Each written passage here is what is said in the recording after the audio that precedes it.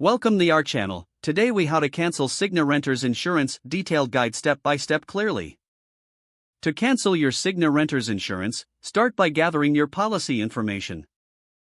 Locate your policy number and any associated documents. Next, decide whether you want to cancel online or by phone. If you choose to cancel online, log into your Cigna account. Navigate to the Manage Policies section. Look for the option to cancel your renter's insurance policy. Follow the prompts to complete the cancellation process. Make sure to review any cancellation terms or potential fees. If you prefer to cancel by phone, call Cigna's customer service number. Have your policy information ready for verification.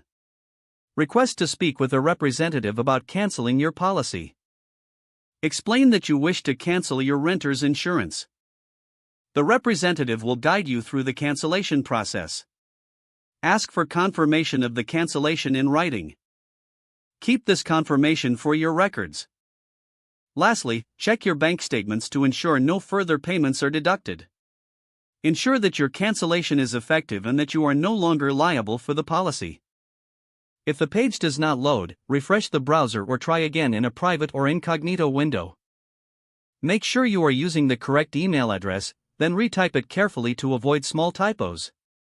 If your password is not accepted, use the reset option and create a new strong password you can remember. Check your spam folder for verification or security emails, then complete any requested confirmation steps. Enable two-factor authentication if available to improve account security and reduce unauthorized access risk.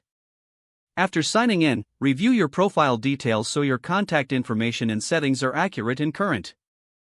If you see an error message, note it down and try again after restarting your device and internet connection.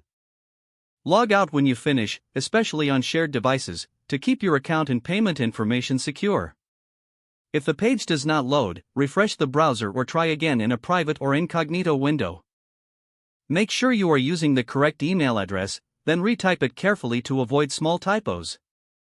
If your password is not accepted, use the reset option and create a new strong password you can remember. Don't forget to like this video and subscribe to our channel for more step-by-step tech guides.